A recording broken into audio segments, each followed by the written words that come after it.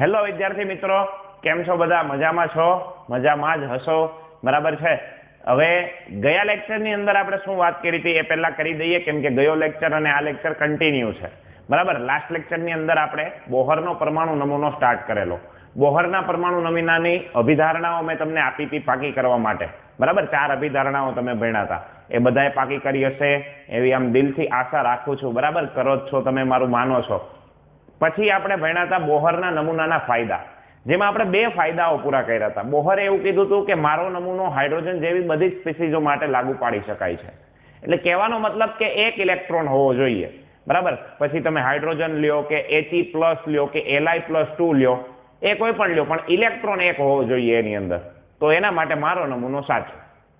પછી વિદ્યાર્થી મિત્રો, એમણે વેરી મોસ્ટ ઇમ્પોર્ટન્ટ એક સૂત્ર આપી દીધું હતું. શું ખબર છે? Very good. શું સૂત્ર હતું? તો ભાઈ સમજો કે આ પરમાણુનું કેન્દ્ર છે.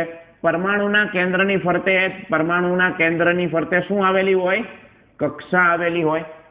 અને આ કક્ષા પરમાણુ કેન્દ્રથી કેટલી દૂર છે? મતલબ કહેવાનો એવો છે કે આ જે કક્ષા છે એની ત્રિજ્યા માપવી હોય તમારે, પહેલી હોય કે પછી એના પછીની બીજી કક્ષા હોય કે ત્રીજી કક્ષા હોય, કોઈ પણ કક્ષા હોય, એ કક્ષા માપવા માટે જ્યાં ઇલેક્ટ્રોન ગતિ કરતો હશે એ કક્ષા માપવા માટેનું સૂત્ર છે. તો બોહરે સાબિતી આપી દીધી હતી સૂત્રની. કઈ સાબિતી હતી? તો Rn = 0.529 ક્રોસ n²/z, અને આ કેમાં હતું? એંગસ્ટ્રોમની અંદર હતું. ભણ્યા હતા આટલું કે નહીં? હા કે ના? આ સાબિત ક્યાંથી થયું એ આપણે જરૂરી નથી, એની આપણે કોઈ ચિંતા કરવાની નથી. આ ક્યાંથી આવ્યું એ આપણને ખબર નથી, બરાબર. અને મેં તમને કીધેલું છે, તમારે જાણવું હોય તો મને કોન્ટેક્ટ કરવો મારો પર્સનલી. ક્લિયર? ચાલો, હવે આ વાત છે ત્રિજ્યાની ગણતરીની, કે જ્યાં ઇલેક્ટ્રોન છે તે શું કરતો હશે? ભ્રમણ કરતો હશે. એટલે કઈ ત્રિજ્યા? કક્ષા. આ કક્ષા જ્યાં ઇલેક્ટ્રોન ભ્રમણ કરતો હોય જે કક્ષાની અંદર, એ કક્ષાની ત્રિજ્યા જાણવા માટેનું આ સૂત્ર છે. હવે એનો ત્રીજો જે ફાયદો છે, એ ત્રીજો ફાયદો હવે આપણે ભણવા જઈ રહ્યા છીએ, બરાબર. અહીંયા સુધી આપણે કાલે ભણ્યા હતા. ત્રીજો ફાયદો શું હતો? વેરી મોસ્ટ ઇમ્પોર્ટન્ટ વિદ્યાર્થી મિત્રો, ઇલેક્ટ્રોન જે કક્ષામાં ફરે છે એ કક્ષામાં ઇલેક્ટ્રોનનો વેગ કેટલો હોય, કેટલા વેગથી ફરતો હશે, એ જાણવા માટેનું સૂત્ર પણ આપણા બોહર નામના વૈજ્ઞાનિકે આપી દીધું. એ જાણવા માટેનું પણ.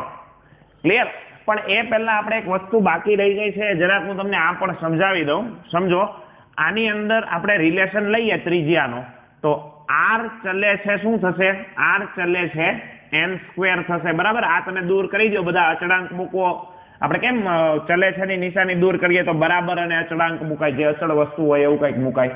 તો એવી જ રીતના છે, આ બરાબર અને અચળાંકને દૂર કરી દો તો rn ચલે છે શું થાય? n² થશે. r ચલે છે n², અને બીજું r ચલે છે 1/z થાય. તો કહેવાનો મતલબ r વધે, ઉપર કરું છું, r વધે એમ n શું થશે? n પણ વધે, બરાબર. પણ ઊંધું છે, જો r વધે તો z શું થશે? ઘટે. ક્લિયર? આ વસ્તુ એક ધ્યાનમાં રાખવાની છે, રાઈટ? આ વસ્તુને એક ધ્યાનમાં રાખજો. Very most important. આ ઇમ્પોર્ટન્ટ છે, MCQ ની અંદર પૂછાઈ જાય, બરાબર છે. MCQ માટે યાદ રાખવાનું છે. ત્રિજ્યા વધશે તો કક્ષાની સંખ્યા વધતી જશે, બરાબર છે. કક્ષાની જે ત્રિજ્યા વધતી જ જાય, જેમ તમે વધારે કક્ષામાં જાઓ, સમજો પહેલી કક્ષા માટે 1 આવે, n = 1, બરાબર. એની કંઈક ત્રિજ્યા હોય. બીજી કક્ષા, આ જેમ વધારતા જશો n, એમ એની ત્રિજ્યા પણ વધતી જ જશે. ક્લિયર? અને z અને આ બંને ઇન્વર્સ છે.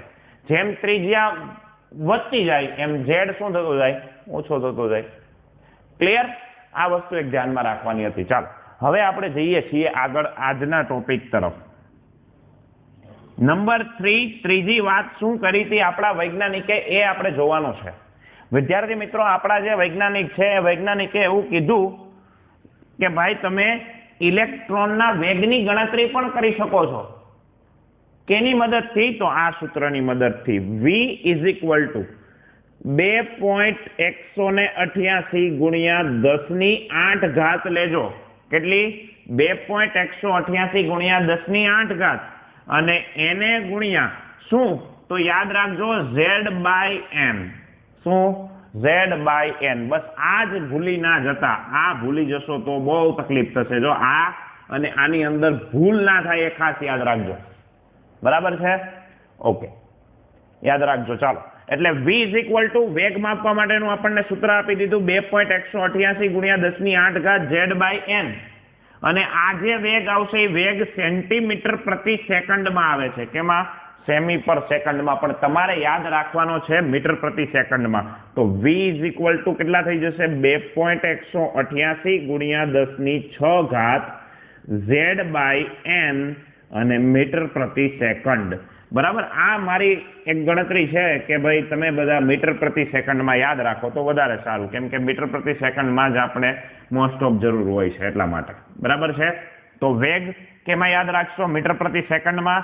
ચાલો બધા યાદ રાખો મારી સાથે, બે વખત મનમાં તમે જાતે પણ બોલજો।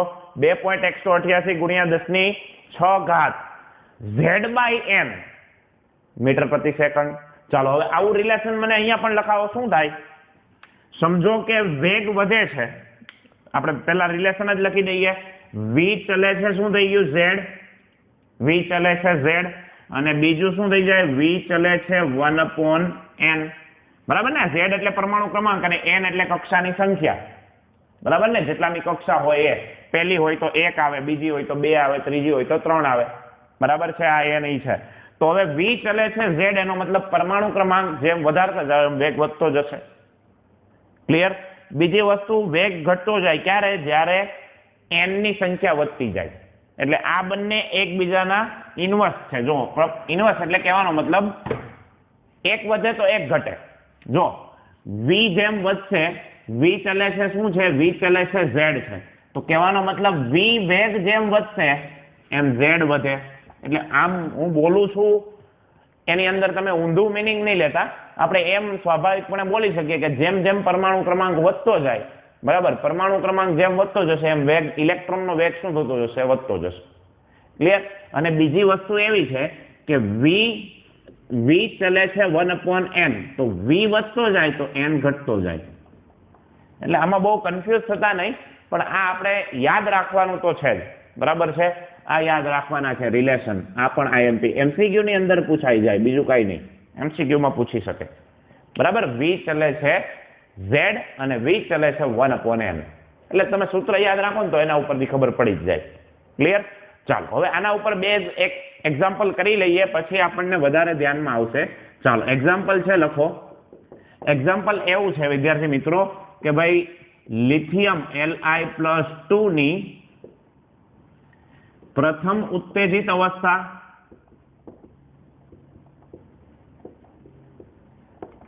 અને પ્રથમ ઉત્તેજિત અવસ્થામાં ઇલેક્ટ્રોનના વેગની ગણતરી કરો।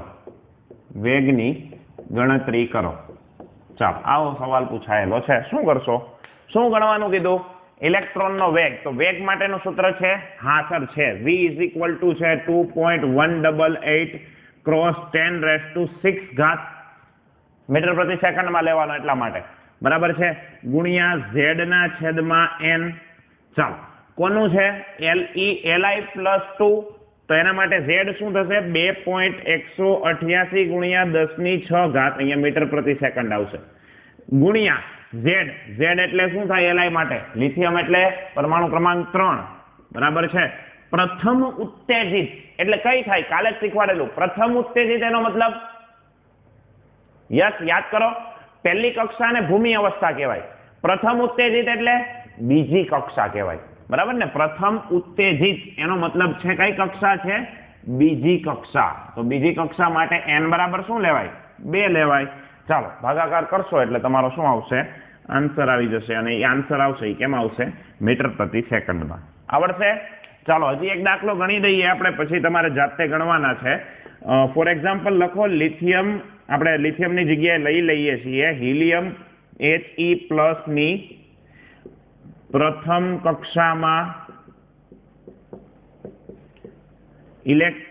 કક્ષામાં અને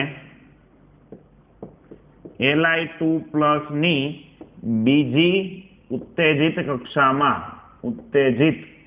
કક્ષામાં ઇલેક્ટ્રોનના વેગની ગણતરી કરો।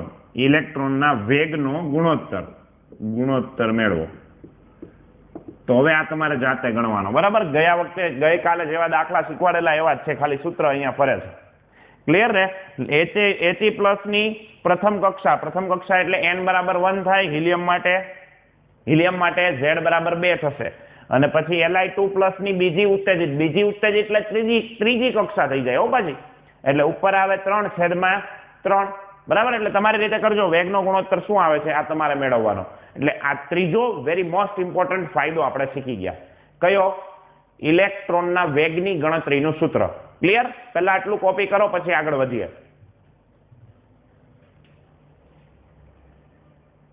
ચાલો વિદ્યાર્થી મિત્રો, એટલી ખબર પડી ગઈ આપણા બોહર નામના વૈજ્ઞાનિકને કે પરમાણુઓનું આ કેન્દ્ર છે અને એની ફરતે આ જે ઇલેક્ટ્રોન જે કક્ષામાં ગતિ કરતો હોય એ કક્ષા કેટલી દૂર છે, કહેવાનો મતલબ એની ત્રિજ્યા કેટલી છે એ પણ એને શોધી લીધું. આ ઇલેક્ટ્રોન ફરે છે તો કેટલા વેગથી ફરે છે એ એને ગોતી લીધું. કેટલા વેગથી ફરતો હશે એ પણ એમણે શોધી લીધું.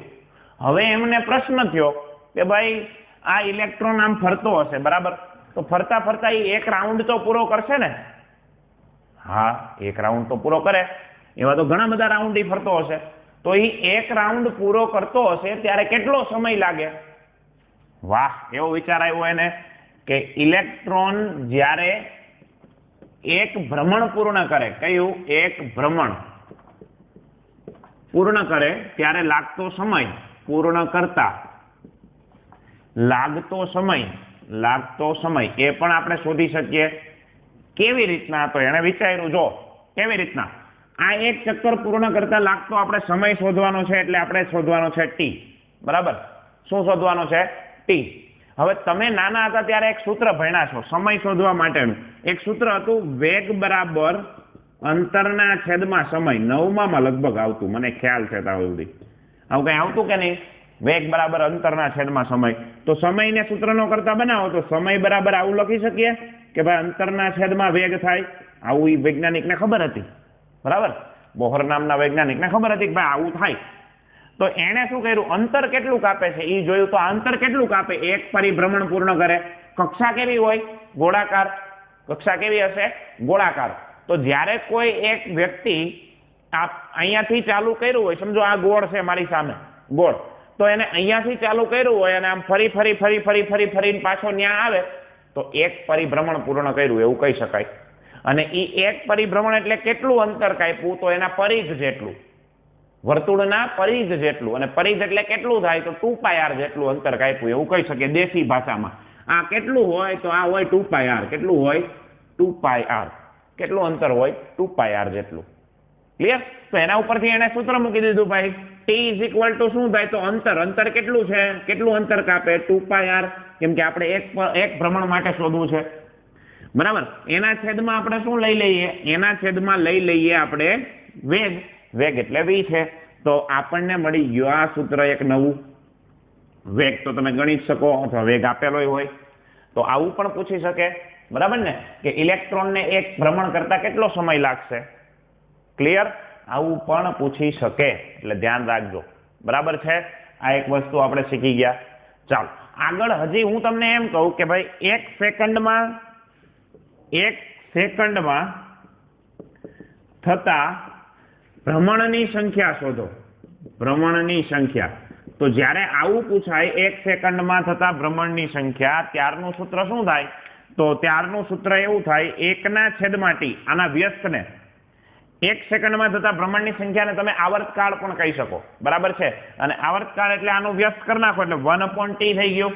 તો 1/t = શું થાય?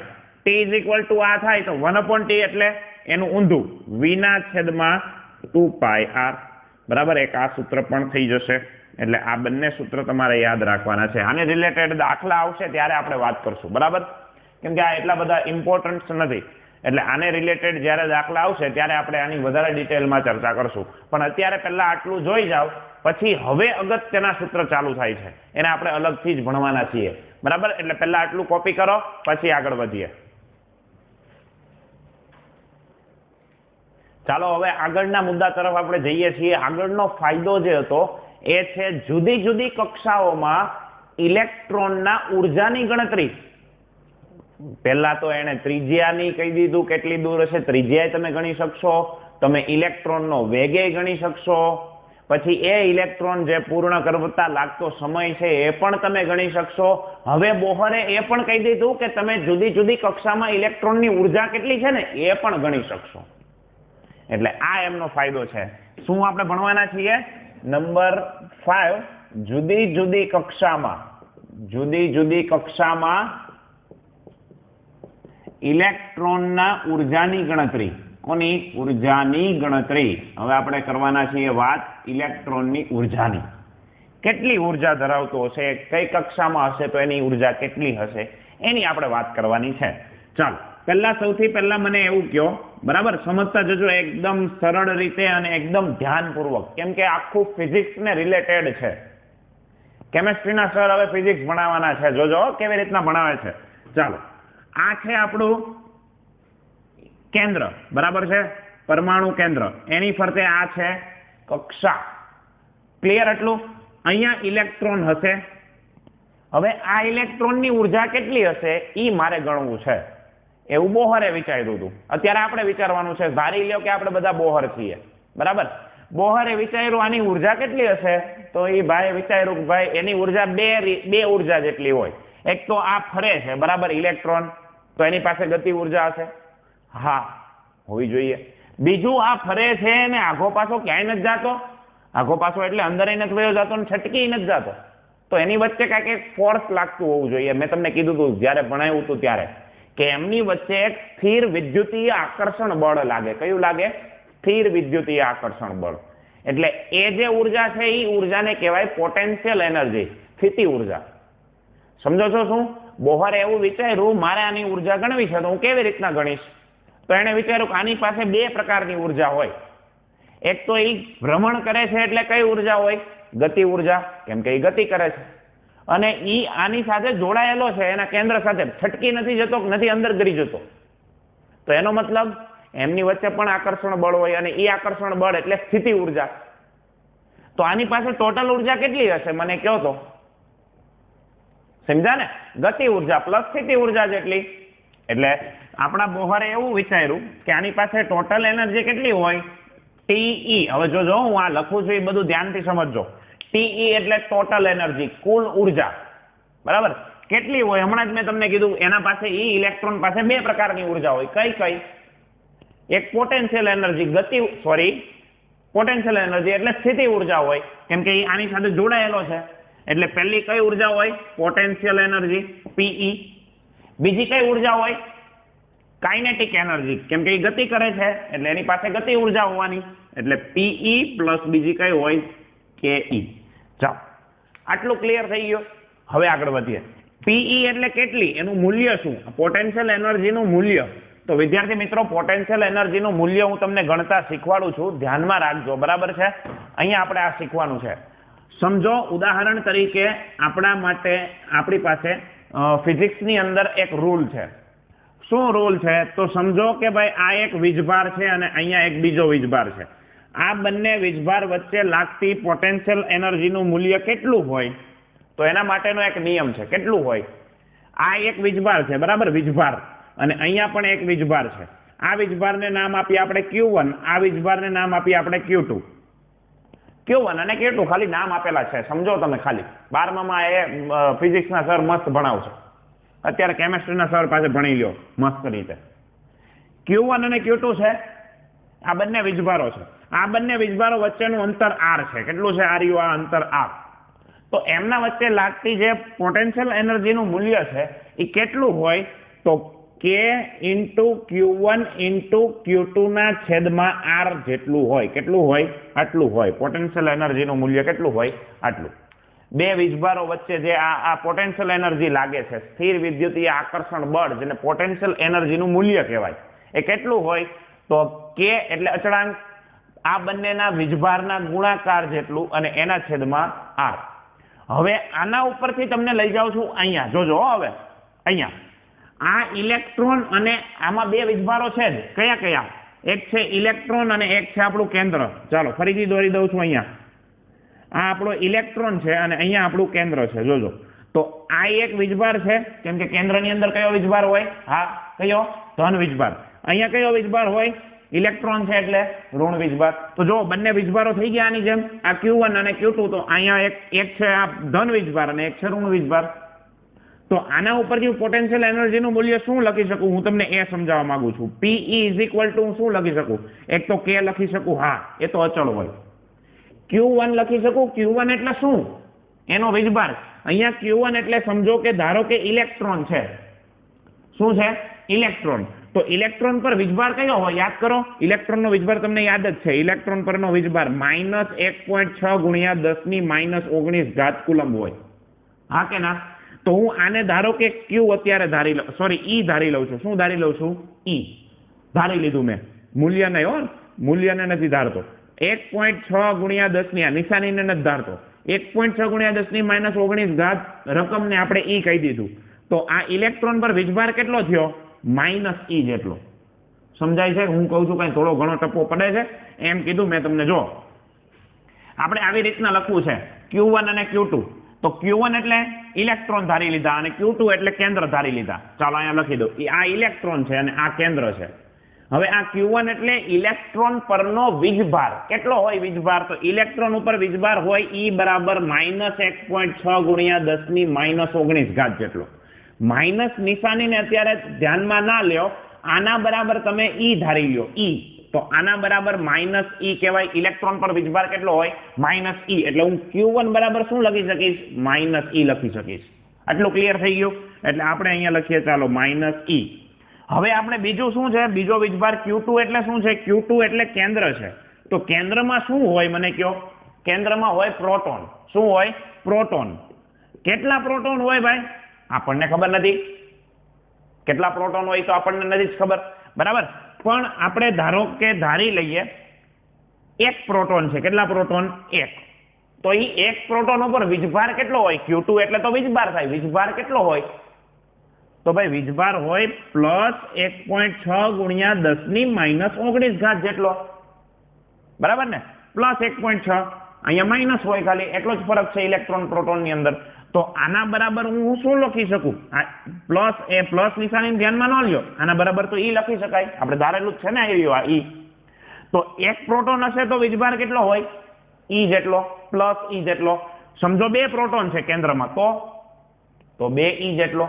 સમજો 3 પ્રોટોન છે તો 3E જેટલો હોય. એવા Z પ્રોટોન છે તો કેટલો હોય? હું તમને એમ કહું છું, સમજો કે આ કોઈ પરમાણુ છે, એની અંદર 2 પ્રોટોન છે તો એનો વીજભાર કેટલો હોય? 2E જેટલો હોય. 3 પ્રોટોન હોય તો 3E જેટલો હોય. એમ Z પ્રોટોન હોય તો કેટલો હોય? કેમ કે Z કેમ લખ્યું? તો કે ભાઈ પરમાણુ ક્રમાંક આપણને ખબર હોય ને તો પ્રોટોનની સંખ્યા ખબર પડી જાય. બરાબર ને? તમને એમ કીધું એક 4 નંબરનો પરમાણુ ક્રમાંક ધરાવતું તત્વ છે તો એની અંદર પ્રોટોન 4 જ હોય. એમ એના ઉપરથી આપણે લખીએ છીએ કે આની અંદર Q2 વીજભાર કેટલો હશે? તો જેટલા પ્રોટોન હોય એના જેટલો, એના વીજભાર જેટલો. એટલે Z પ્રોટોન હોય તો વીજભાર કેટલો થશે? Z ઇલેક્ટ્રોન જેટલો +Z. કેમ કે આ જે E છે એ કેવો હોય? વીજભાર પ્લસ હોય એટલા માટે. તો Q2 બરાબર શું મળી ગયો આપણને? ZE મળી ગયો, +ZE. બરાબર, હું અહીંયા પ્લસ લખી દઉં, +ZE. છેદમાં શું આવશે? આ. ચાલો હવે આનો આ E અને E એટલે શું થઈ જશે? E². આ માઇનસ છે એટલે નિશાનીનું આગળ લઈ લઉં છું એટલે શું થાય જોજો? -KZE² થશે. Z ને આગળ લઈ લીધા, E એટલે E² અને એના છેદમાં R. આટલું આપણે મેળવવાનું હતું, આટલું શીખવાનું હતું. આ તમે પાછા શીખવાના જ છો. કેમાં? ફિઝિક્સમાં. પણ કેમેસ્ટ્રીના સર ફિઝિક્સ ભણાવતા હોય તો થોડુંક સમજવું પણ પડે. બરાબર? ચાલો હવે PE નું મૂલ્ય આપણને મળી ગયું. આ બધું થોડું ઘણું ભૂસી નાખું છું. બરાબર? PE આપણને મળી ગયું. કેટલું મળ્યું? PE તો ભાઈ PE આપણી પાસે છે K × ZE²/R. આટલી વસ્તુ ખબર પડી ગઈ. હવે એવી જ રીતના KE નું મેળવવાનું. પ્લસ KE બરાબર શું થાય? તો બેટા KE બરાબર 1/mv² થાય. તમને બધાને ખબર છે. હા, સાચું છે. પણ 1/mv² ઉપરથી આપણે આવી રીતનું કંઈ સૂત્ર મેળવવું હોય તો એના માટે ફિઝિક્સના નિયમો પાછા આપણે શીખવા પડે. પણ એ અત્યારે હું શીખવાડવાનો નથી. કેમ? કારણ કે એનું તમારે કામ નથી. એ તમારે ફિઝિક્સમાં શીખવાનું આવશે. ક્લિયર? અત્યારે તો આપણે સૂત્ર સાબિત કરવાનું છે, જેમ વેગના સૂત્ર અને આપણે ત્રિજ્યાનું સૂત્ર સાબિત કર્યું ને એવી રીતના સાબિત કરવાનું છે ખાલી. તો હવે કે સર કેટલું લખશો તમે? 1/mv² ની તો ના પાડો છો, એ નહીં લખતા. તો ભાઈ કેમાં લખવાનું? તો ભાઈ આની અંદર આવા મૂલ્યની અંદર લખો.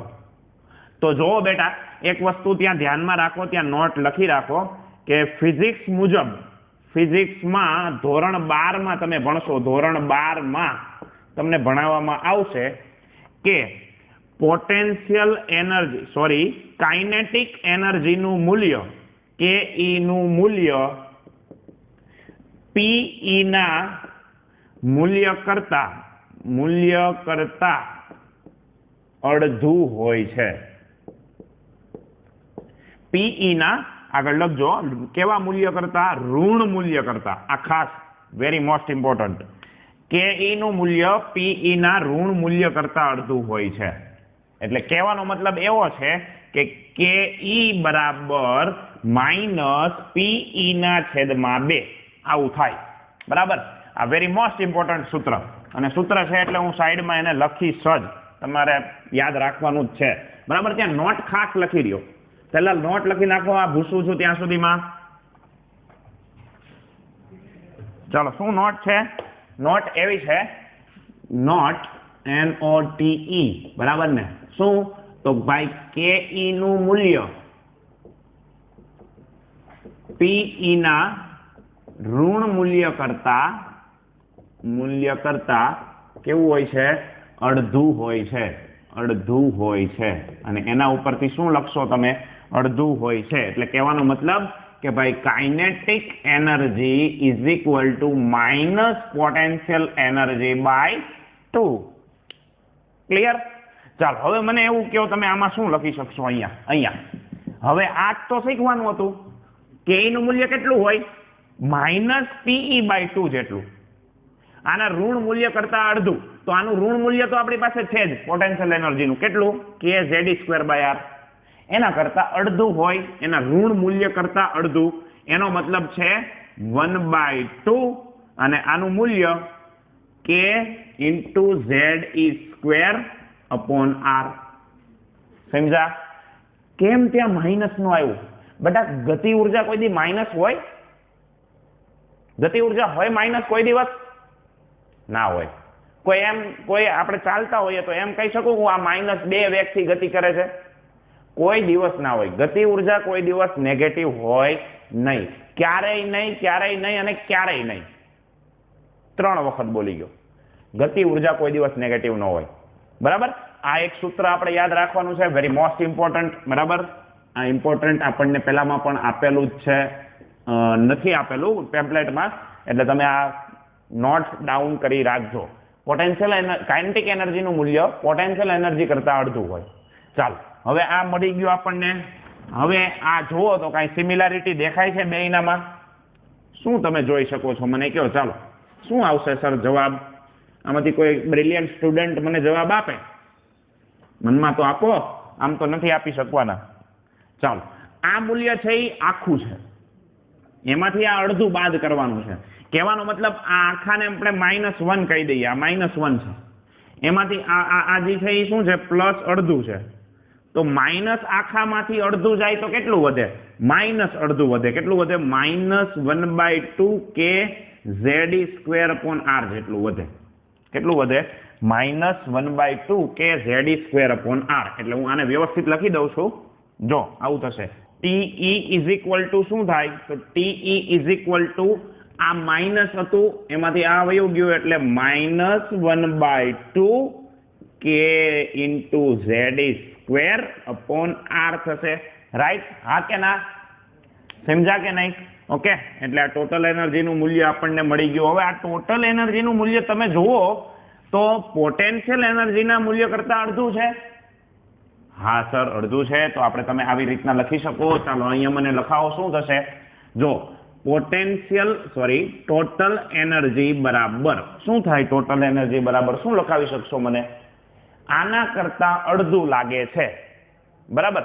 તો શું થશે ટોટલ એનર્જી બરાબર? તો પોટેન્શિયલ એનર્જી બાય 2, જો તમારે મૂલ્ય મેળવવું હોય, તમે સાચા છો કે નહીં કેમ ખબર પડશે? તો જો પોટેન્શિયલ એનર્જીનું મૂલ્ય તમે મૂકો, minus K E Z E square થાય into Z E square upon R થશે, બરાબર? અને એને બાય 2 એનો મતલબ છે કે -1/2 K into Z E square upon R, બરાબર ને? સાચા છીએ આપણે. કોઈ પણ એક કિંમત મૂકીને જોઈ લેવાનું, ચેક કરી લેવાનું. જો આની અંદર એ સાચું આવે છે કે નહીં ચેક કરવું હોય તો પોટેન્શિયલ એનર્જીનું મૂલ્ય મૂકો, માઇનસ એમ રહેવા દો, બરાબર? પોટેન્શિયલ એનર્જી એટલે શું થાય? Minus K into Z E square upon R થાય, બરાબર છે? અને અહીંયા આગળ જો આ રહ્યો, અહીંયા 2 પણ છે એટલે બાય 2 કરી દઈએ. તો આને લખવું હોય તો આમ લખી શકાય, માઇનસ પ્લસ થઈ જશે એટલે plus 1/2 K into Z E square upon R. જો આના જેવું આવી ગયું? હા, આવી ગયું. એટલે તમે સાચા છો. આ બંને રિલેશન સાચા છે, કહેવાનો મતલબ એવો છે. ચાલો, હવે બાકી રહ્યું હજી એક રિલેશન. આ સૂત્ર મોસ્ટ ઇમ્પોર્ટન્ટ છે, બહુ જ ઇમ્પોર્ટન્ટ, ખૂબ જ અગત્યના, વેરી વેરી મોસ્ટ ઇમ્પોર્ટન્ટ. ચાલો, ત્રીજું સૂત્ર બાકી રહ્યું. કયું? કાઇનેટિક એનર્જી અને ટોટલ એનર્જી વચ્ચેનો સંબંધ. તો કાઇનેટિક એનર્જી અને ટોટલ એનર્જી વચ્ચેનો સંબંધ કેવી રીતના કરશો? તો જોજો હવે કેવી રીતના આપણે સાબિત કરીએ છીએ. આ અડધું મૂલ્ય છે અને આ માઇનસમાં અડધું મૂલ્ય છે. તો kinetic energy is equal two શું થશે? Minus total energy. શું થાય? Minus total energy. Kinetic energy બરાબર શું થઈ જશે? Minus total energy. આ ત્રણ રિલેશન બધાએ યાદ રાખવાના છે, કમ્પલસરી, બરાબર? હવે હું અહીંયા લખી દઉં છું બધાની આવી વેલ્યુ, એટલે એ પણ એક સૂત્ર બની જાય. આ એક સૂત્ર, બીજા એક સૂત્ર જેમાં આપણે લખી દઈએ પહેલા કાઇનેટિક એનર્જી. એટલે કાઇનેટિક એનર્જી નહીં યાદ રાખવાના, આપણે સાબિત કયું કર્યું? Potential energy. તો એ યાદ રાખો. શું થાય પોટેન્શિયલ એનર્જી? એટલે minus K into Z E square upon R. પછી બીજું એક સૂત્ર આપણને મળ્યું કાઇનેટિક એનર્જીનું. કયું મળ્યું? પ્લસ 1/2 ઇન્ટુ કે ઇન્ટુ આ કે બધા સ્મોલ કરજો, સ્મોલ કે આવે, Z E square upon R.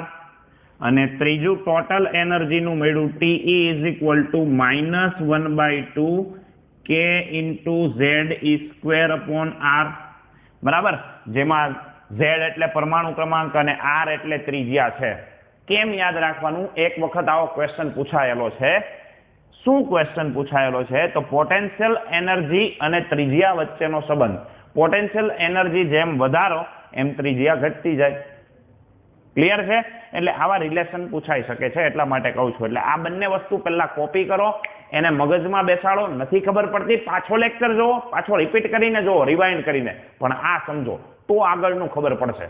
Clear? પહેલા આટલું કોપી કરો ફટાફટ.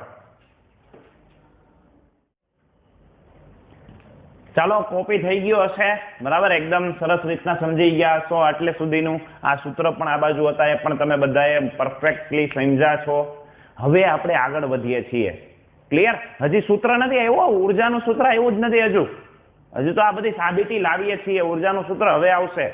ચાલો, આ આપણને ખબર પડી ગઈ કે ઇલેક્ટ્રોન પાસે આટલી એનર્જી હશે.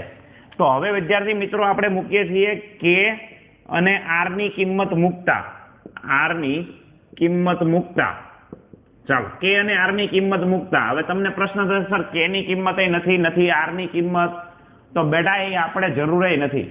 કે ની અને આર ની સીધી કિંમતો મૂકશો એટલે ટોટલ એનર્જી. હવે ટોટલ એનર્જીને હું કેપિટલ ઈ કહી દઉં છું. શું કહી દઉં છું? ઈ. યાદ રાખજો, પાછળ યાદ અહીંયા લખી રાખો. ટોટલ એનર્જીને ઈ વડે દર્શાવતા પાછા મને યાદ કરાવશો સર. આ ટીઈ માંથી ખાલી ઈ કેમ થઈ ગયું? એટલે ભાઈ ટોટલ એનર્જી એટલે એનર્જી આપણે ઈ લઈ લઈએ છીએ અહીંયા. Capital E is equal two શું થશે? તો કે અને આર ની કિંમતો મૂકશો એટલે આ આખું ચેન્જ થઈ જશે, આખું સમીકરણ ફરી જશે. કેમ કે આમાં કે ની અને આર ની કિંમત આપણે મૂકવાની છે. તો સમીકરણ શું થાય છે જોજો, -4π² into m into Z square e⁴ divide by n²h². તમને એમ પ્રશ્ન થયો, સર આ આપણી ક્યાંથી લઈ આવ્યા? કંઈક નવું જ પ્રકારનું કંઈક લેવા બનાવ હતું ને કે z² r હતું. તમે તો કંઈક આવું કરી નાખ્યું. બેટા એ કેની કિંમત મૂકી છે આપણે? કે અને આર ની. તો હવે કે અને આર ની કિંમત શું થાય એ આપણે જરૂર નથી.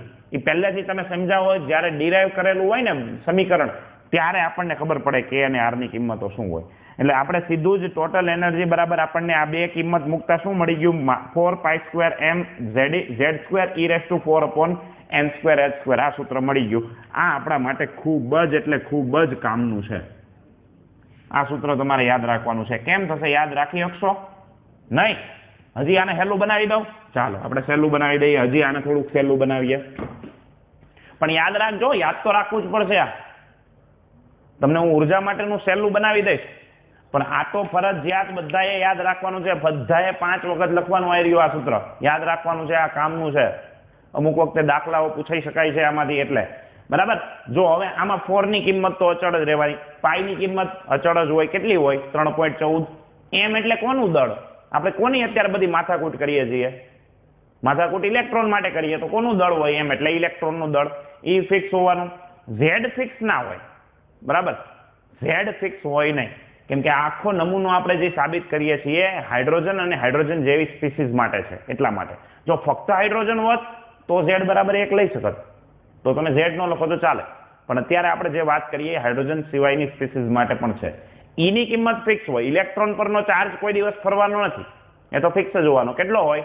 -1.6 × 10 - 19 n² ની કિંમત ફરે. હા, પહેલી કક્ષામાં હોય, બીજી કક્ષામાં હોય, ત્રીજીમાં હોય, ક્યાં હોય એ આપણે શોધવું પડે. એટલે n ની કિંમત અચળ ના હોય. h ની કિંમત અચળ હોય. 6.626 × 10 - 34. બરાબર. તો હવે એના ઉપરથી સૂત્રને હવે હું આવું બનાવી દઉં છું. E - RH ક્રોસ શું લખશું? ઉપર લખશું આપણે z² / n². સર આ તો બહુ મસ્ત લઈ આવ્યા. ક્યાંથી આવ્યું? તો બેટા આમાં કિંમતો મૂકેલી છે. કોની? પાઈ, એમ, ઈ અને h ની કિંમત મૂકતા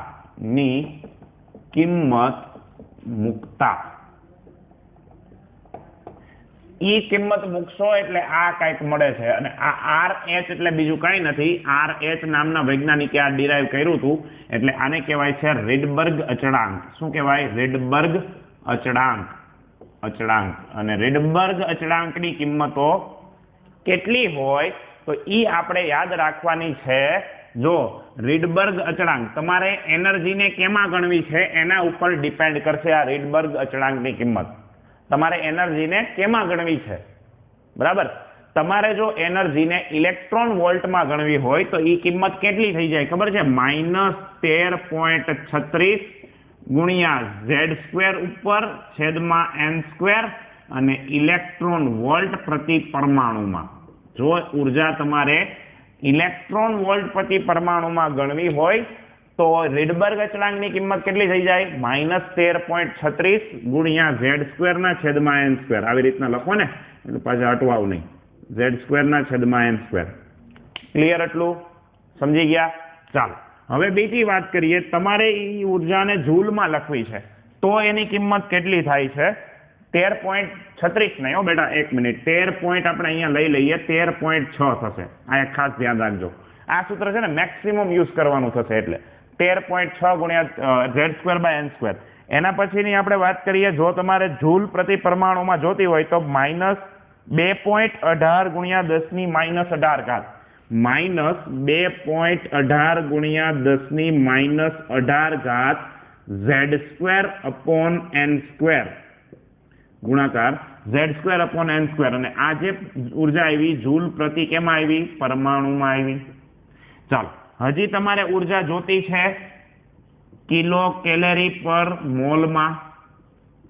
તો એના માટેનું પણ કિંમત છે. કિલો કેલરી પર મોલમાં જોતી હશે તો એના માટે છે -313.6 -313.6 E = -313.6 ગુણ્યા z² એમનમ છેદમાં n² પણ એમનમ.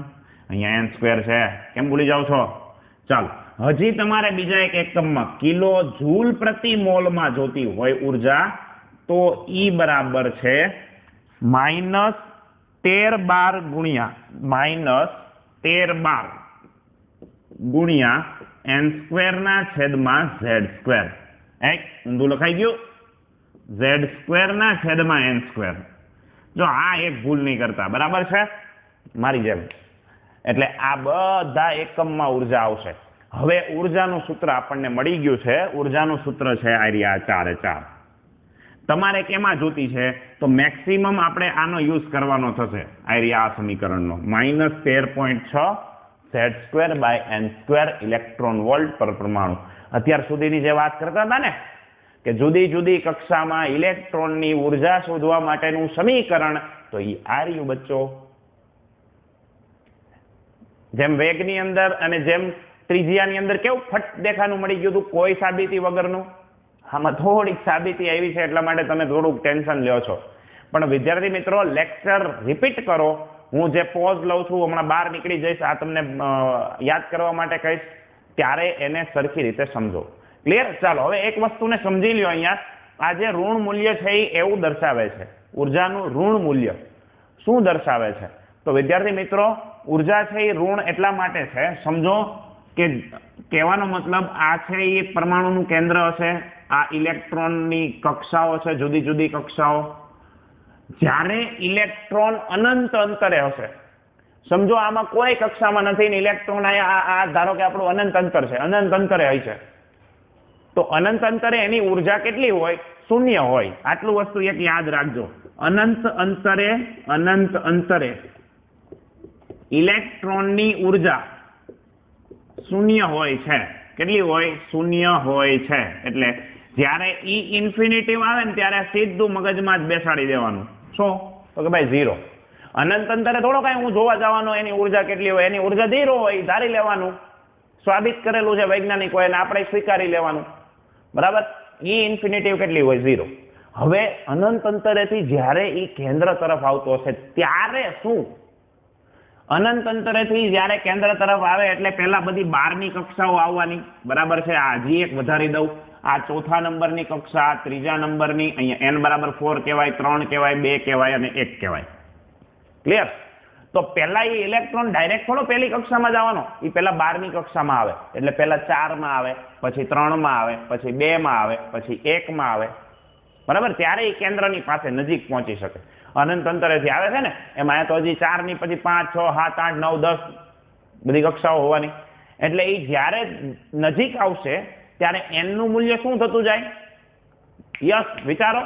n નું મૂલ્ય શું થતું જાય છે? ઘટતું જાય છે. કેમ? કારણ કે અનંત અંતરેથી જ્યારે એ કેન્દ્ર તરફ આવવાનો ત્યારે 12ની કક્ષાઓ તો હોવાની કે નહીં? 10, 9, 8, 7, 6, 5, 4, 3, 2 અને 1 એવી રીતના એ નજીક આવતો જવાનો. એટલે n નું મૂલ્ય શું થતું જાય છે? ઘટતું જાય. તો જો આના ઉપરથી n નું મૂલ્ય જો ઘટે, આ મૂલ્ય જો ઘટે, તો E નું મૂલ્ય, આ બંને કેવા છે? ઇન્વર્સ છે. આવી રીતના છે. અત્યારે નિશાનીને ધ્યાનમાં નહીં લ્યો. E ચલે છે 1/n² છે. એટલે આ મૂલ્ય ઘટે એનો મતલબ આ મૂલ્ય વધે. આ મૂલ્ય ઘટે એનો મતલબ આ મૂલ્ય વધે. પણ અહીંયા નેગેટિવ નિશાની છે. નેગેટિવ નિશાની એટલે શું થાય? તો આ ઘટતું જાય તો આ પણ ઘટતી જાય. ઉર્જા શું થતી જશે? ઘટતી જશે. ઇલેક્ટ્રોનની ઉર્જા કેવી થતી જાય? ઓછી થતી જાય. કેવી થતી જાય? ઓછી. એટલે જ્યારે એ 10મી કક્ષામાં, 4થી કક્ષામાં હોય ત્યારે એની ઉર્જા વધારે હોય.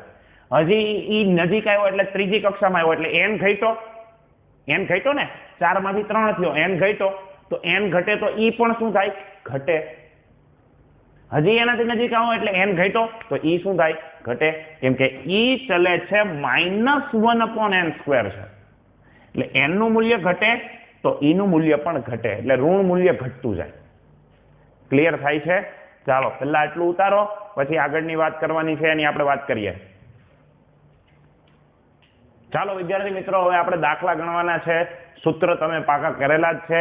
આપણે ફક્ત પહેલા અત્યારે ઇલેક્ટ્રોન વોલ્ટ વાળું સૂત્ર યાદ રાખવાનું છે. બરાબર? શું સૂત્ર છે? E = -13.6 Z²/n². અને આ જે આવે છે એ આન્સર આવે છે ઇલેક્ટ્રોન વોલ્ટમાં. ક્લિયર? એટલું? આ આપણી ઉર્જા શોધવા માટેનું સૂત્ર છે. જેમ આપણે સૌથી પહેલા ત્રિજ્યા માટેનું 0.529 વાળું સૂત્ર મેળવ્યું હતું, પછી આપણે વેગ માટેનું સૂત્ર મેળવ્યું હતું 2.88 વાળું. બરાબર? એવી જ રીતનું આ સૂત્ર છે -13.6 Z²/n² ઇલેક્ટ્રોન વોલ્ટ. હવે કેવા ક્વેશ્ચનો પૂછાય? તો ક્વેશ્ચન નંબર 1, ચાલો ક્વેશ્ચન નંબર 1 તમને એવું પૂછેલું છે કે હાઇડ્રોજન પરમાણુ માટે 1 થી 5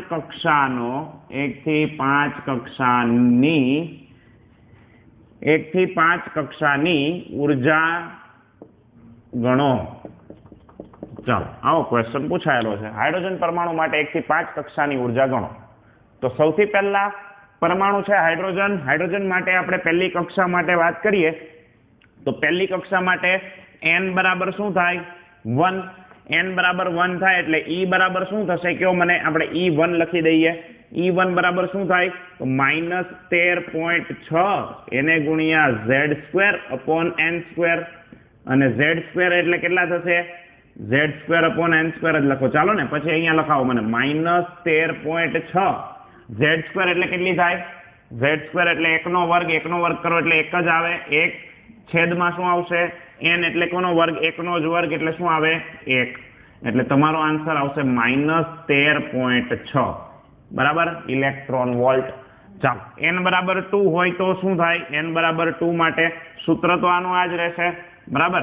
-13.6 ગુણ્યા z તો 1 જ રહેવાનો કેમ કે પરમાણુ તો એ ફરવાનો નથી, n ફરે છે 2 નો વર્ગ એટલે કેટલા થશે? -3.4. ચાલો આગળ જઈએ. એના પછી હવે લખીએ આપણે n = 3 માટે. તો n = 3 માટે સૂત્ર તો એનું જ રહેવાનું.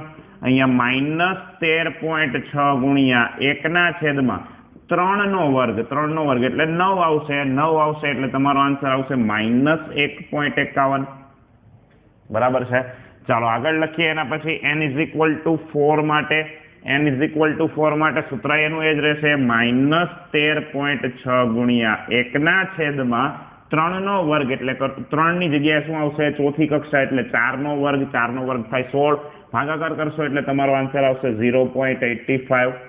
ચાલો હવે એના પછી બાકી રહ્યું છે n = 5 માટે. 5 માટે શું આવશે? અહીંયા -13.6 ગુણ્યા 1/5 નો વર્ગ એટલે કંઈક આન્સર આવશે બરાબર.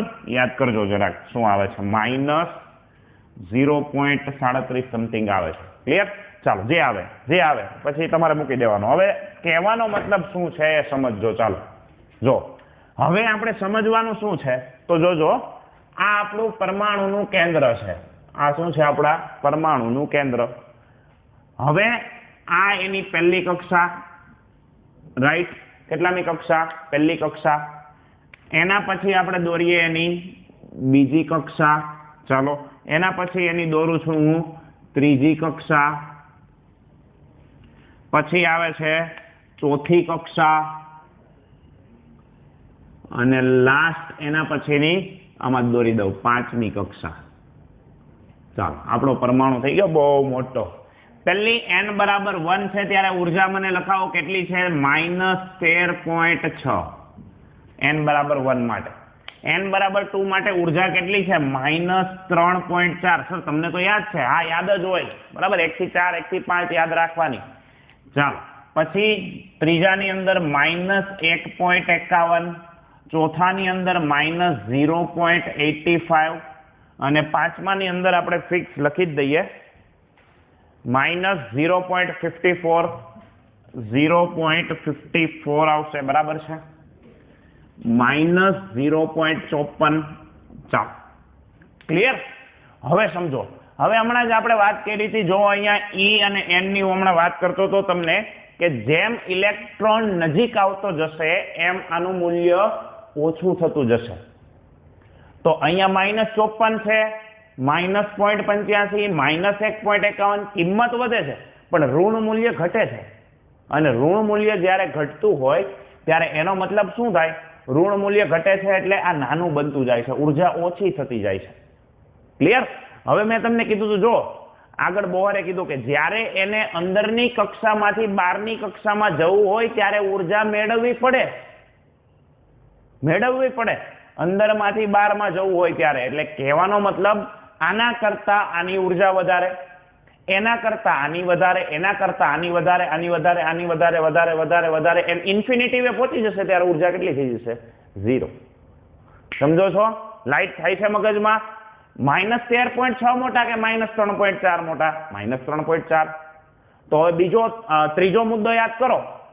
ત્રીજો કે અંદરની કક્ષામાંથી જેમ તમે બીજો મુદ્દો આઈ થિંક અંદર કક્ષામાંથી બહારની કક્ષામાં જ્યારે જાઓ, અભિધારણાનો બીજો મુદ્દો કહું છું, બીજા બધા વિચાર કરવા માંડે સર હું કહો છો, અભિધારણાનો બીજો મુદ્દો, જ્યારે તમે અંદરથી બહારની કક્ષામાં જાઓ એટલે ઇલેક્ટ્રોન કક્ષાની ઉર્જા વધતી જાય, બરાબર? તો હવે જોજો, ઇલેક્ટ્રોનને જ્યારે અહીંયા ભ્રમણ કરતો હોય એમાંથી જો એને આ કક્ષામાં જવું હશે તો એને કેટલી ઉર્જા મેળવવી પડશે?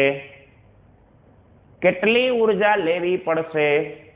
તો આપણે લખી શકીએ કે delta E is equal two E2 minus E1, E2 is equal two -3.4 minus -13.6. હા કે ના? ચાલો, માઇનસ માઇનસ શું થઈ જશે? માઇનસ માઇનસ પ્લસ થઈ જાય, +13.6.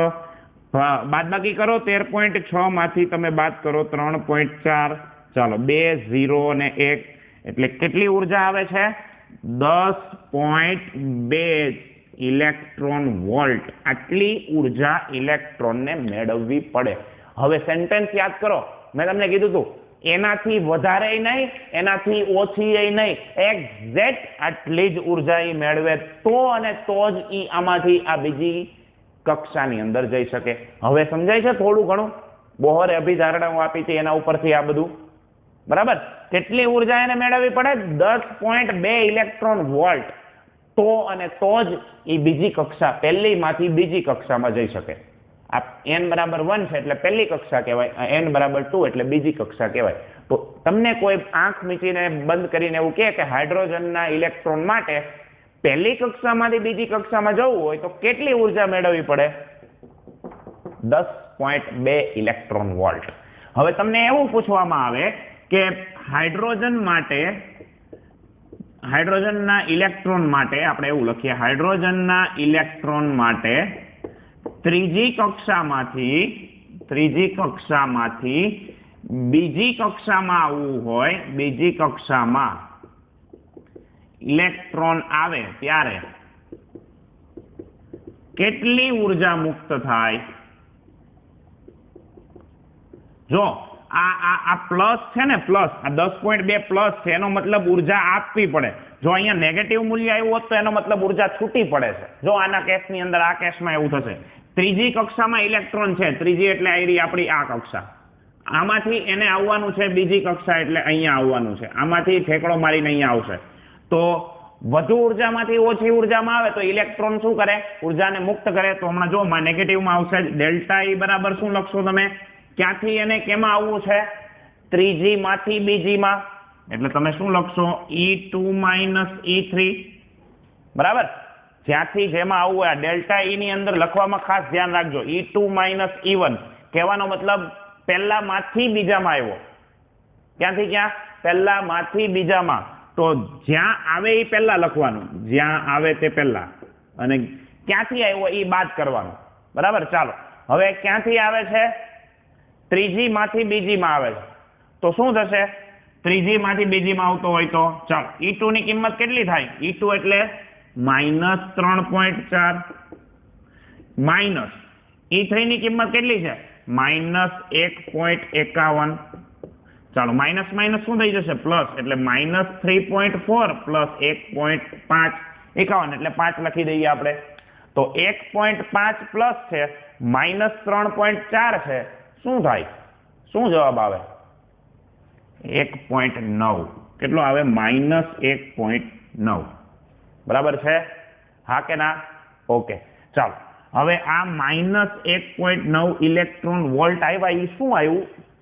એ એટલી ઉર્જા મુક્ત કરશે, એક્ઝેક્ટ એટલી ઉર્જા, એક્ઝેક્ટ. ક્લિયર? એટલું સમજાય છે? આ વસ્તુને ધ્યાનમાં રાખવાની છે. તમારે બધા જ વખતે કેલ્ક્યુલેશન કરવાની છે. જો મેં કેમ ડેલ્ટા E જ્યારે એને પહેલામાંથી બીજામાં આવે ત્યારે શું કર્યું? પહેલામાંથી બીજામાં આવે તો E2 માઇનસ E1, બીજામાંથી ત્રીજામાં જશે તો શું કરવું પડશે? E3 માઇનસ E2, ત્રીજામાંથી ચોથામાં જશે તો E4 માઇનસ E3. એ તમારે જાતે કરીને મને ગેપ, આ જે કયો કેટલી ઉર્જા જોઈએ તે તમારે મને કહેવાની છે. ક્લિયર? આટલું કરો. ચાલો, પહેલા આટલું કોપી કરો, પછી આગળની વાત કરીએ આપણે, તો સમજાતા બરાબર? હવે બરાબર છે? અહીંયા આપણે હમણાં જ વાત કરી હતી, ચાલો એને ફરીથી શીખવાડું છું. જો હાઇડ્રોજન માટે છે, હાઇડ્રોજન માટે ઇલેક્ટ્રોન જ્યારે પહેલી કક્ષામાં હશે એમાંથી એને બીજી કક્ષામાં જવું હશે તો એ હાઇડ્રોજનને તમારે 10.2 ઇલેક્ટ્રોન વોલ્ટ ઉર્જા આપવી પડશે. બરાબર છે? એકમાંથી બેમાં જવા માટે. પણ જો એનાથી ઊંધું હોય તો, જો એ બેમાંથી એકમાં આવે તો વિદ્યાર્થી મિત્રો એનું ઊંધું 10.2 ઇલેક્ટ્રોન વોલ્ટ જેટલી ઉર્જા એ મુક્ત કરશે, આપશે. જો ચોક્કસ મૂલ્ય આવે છે, ચોક્કસ વેલ્યુ 10.2 એટલે 10.2 જ હાલે, 10.5, 3, 4 કશું ના હાલે. 10.2 એટલે 10.2 ઇલેક્ટ્રોન વોલ્ટ જેટલી ઉર્જા જ્યારે એકમાંથી બેમાં આવે ત્યારે આપવી પડે, બેમાંથી એકમાં આવે તો છૂટી પડે. સેમ એવી જ રીતનું છે. જો બીજામાંથી ત્રીજામાં આવે તો 1.9 વોલ્ટ આપવી પડે, ઇલેક્ટ્રોન વોલ્ટ જેટલી આપવી પડે. જો ઊંધું હોય, ત્રીજામાંથી બીજામાં જાય તો શું થાય? તો એનું ઊંધું, રિવર્સ, 1.9 ઇલેક્ટ્રોન વોલ્ટ ઉર્જા છૂટી પડે. અહીંયા એવી જ રીતના સેમ, ત્રીજામાંથી ચોથામાં આવવું હોય તો 0.66 ઇલેક્ટ્રોન વોલ્ટ આપવી પડે, એનું ઊંધું હોય તો ઉલટું. સમજી ગયા? હવે ચાલો આના બેઝ ઉપરથી આના દાખલા છે, 3 ક્વેશ્ચનો આપણે સોલ્વ કરવાના છે. સૌથી પહેલા ક્વેશ્ચનની વાત કરીએ, Li2+ ની બીજી ઉત્તેજિત અવસ્થાની ઉર્જા ઇલેક્ટ્રોન વોલ્ટમાં ગણો. તો હવે આવડે કે ના આવડે? સૂત્ર તો આપણી પાસે છે જ, -RU 13.6 વાળો, એટલે સીધા આપણે લખી દઈએ છીએ. ચાલો પહેલો દાખલો, પહેલો E ઇઝ ઇક્વલ ટુ શું છે? E ઇઝ ઇક્વલ ટુ -13.6 એને ગુણ્યા Z² ના છેદમાં n², અને આ છે ઇલેક્ટ્રોન વોલ્ટમાં જ. બરાબર? ચાલો Z² ને n² શું મુકાશે? તો E ઇઝ ઇક્વલ ટુ -13.6 એને ગુણ્યા Z². Z એટલે શું થાય? કોની વાત કરી છે? લિથિયમ. લિથિયમ માટે Z શું હોય? 3² 3 હોય એટલે 3² છેદમાં n². n² એટલે શું થાય? તો જોવું પડે કેટલાની કક્ષા છે? બીજી ઉત્તેજિત. ઉત્તેજિતનો મતલબ, બીજી ઉત્તેજિતનો મતલબ ત્રીજી કક્ષા છે, એટલે અહીંયા પણ શું આવશે? 3². તો 3² કેન્સલ, જવાબ તમારો આવી ગયો -13.6 ઇલેક્ટ્રોન વોલ્ટ. છે કે નહીં? ક્લિયર? ચાલો આગળ જઈએ. બીજાની વાત કરીએ આપણે. નંબર 2. નંબર 2 શું કહે છે? Fe+ ની બીજી કક્ષા અને Li2+ ની બીજી ઉત્તેજિત અવસ્થાની ઉર્જાનો ગુણોત્તર જણાવો. ઉર્જાનો ગુણોત્તર શોધવાનો છે. કોની? હિલિયમની બીજી, એની કેટલી ઉર્જા હોય તો ગણવી પડશે ને. He+ ની બીજી કક્ષા. તો બીજી કક્ષાની ઉર્જા ગણવા માટે આપણી પાસે તો સૂત્ર છે જ, -13.6 ગુણ્યા Z². Z² હિલિયમ માટે શું થાય? 2² છેદમાં બીજી કક્ષા છે એટલે 2². ક્લિયર ને? હિલિયમ માટે શું હોય? હિલિયમ માટે પરમાણુ ક્રમાંક 2 એટલે 2² છેદમાં n એટલે કેટલામી શોધવાની છે? બીજી, એટલે બીજીનો વર્ગ. ચાલો 2² કેન્સલ થઈ ગયો. શું આવશે? -13.6 ઇલેક્ટ્રોન વોલ્ટ. બરાબર છે? -13.6 ઇલેક્ટ્રોન વોલ્ટ. હવે કોની વાત કરી છે આપણને? ત્યાર પછી કીધું છે લિથિયમની બીજી ઉત્તેજિત અવસ્થા. જો આપણે ગણેલી છે અહીંયા, આયરી લિથિયમની બીજી ઉત્તેજિત, Li2+ ની બીજી ઉત્તેજિત. તો બીજી ઉત્તેજિતનો મતલબ શું છે? બીજી ઉત્તેજિતનો મતલબ ત્રીજી. કેટલામી? ત્રીજી.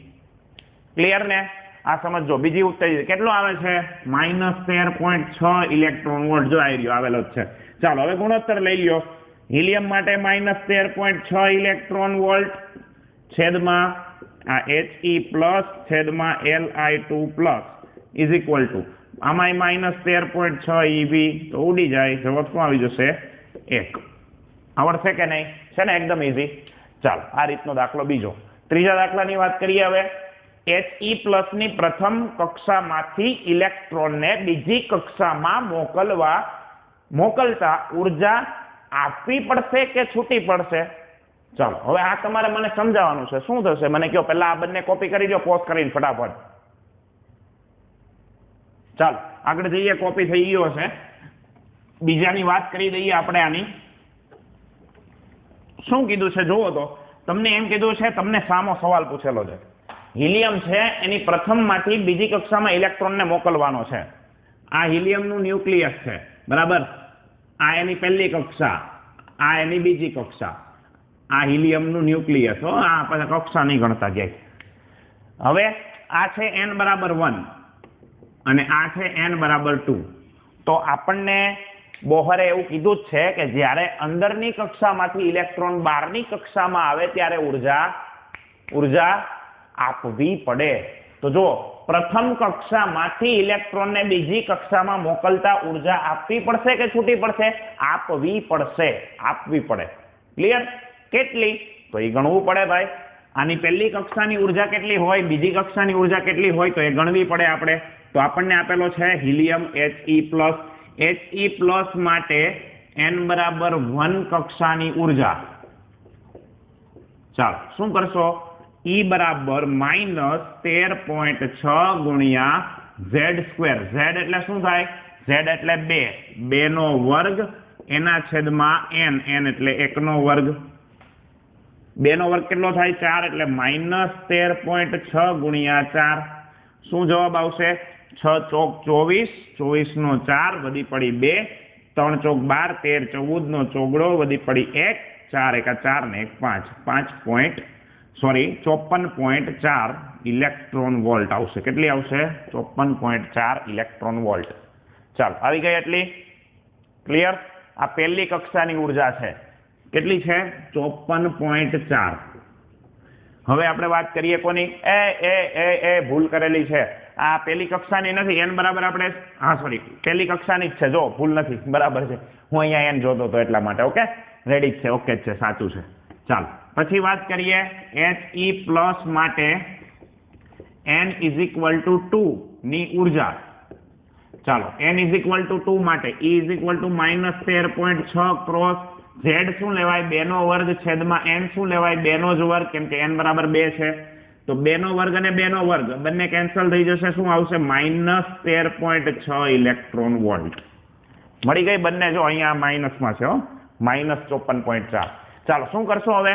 n બરાબર 1 માં આટલી, n બરાબર 2 માં આટલી. હવે આપણને કીધું છે કે 1 માંથી 2 માં જાય તો શું મુકાય? ડેલ્ટા E બરાબર ડેલ્ટા E = E2 - E1. ચાલો E2 કેટલી છે? E2 એટલે -13.6 માઇનસ E1 કેટલી છે? -54.4. તો માઇનસ માઇનસ શું થઈ જાય? પ્લસ. એટલે -13.6 પ્લસ 54.4. બેયનો બાદબાકી કરજો. 54.4 માંથી 13.6 બાદ કરજો એટલે તમારો જવાબ આવશે. અને ઈ જે આન્સર આવશે એ કેમાં આવશે? ઇલેક્ટ્રોન વોલ્ટમાં. અને ઈ આન્સર પ્લસ આવશે. જો, અને એનો મતલબ છે ઉર્જા શું કરવી પડે? આપવી પડે. ક્લિયર? આટલું ધ્યાનમાં રાખો. પછી હજી નેક્સ્ટ લેક્ચરમાં તમે નવું શીખવાના છો. આજના લેક્ચરને આપણે અહીંયા પૂર્ણ કરીએ છીએ. બરાબર છે? વ્યવસ્થિત રીતે જુઓ. ફરજિયાત બધાએ ન સમજાય તો ફરજિયાત પાછો જોવાનો છે લેક્ચર. પણ જો હો બેટા, આ ખૂબ જ અગત્યની વસ્તુ છે અને આમાંથી સવાલો પૂછાય છે. જેટલા સવાલ બનાવો ને એટલા હું બનાવી શકું. એટલા માટે મહેનત કરજો. બરાબર? Best of luck. આજના લેક્ચરને વ્યવસ્થિત રીતે ધ્યાનમાં લો. Thank you.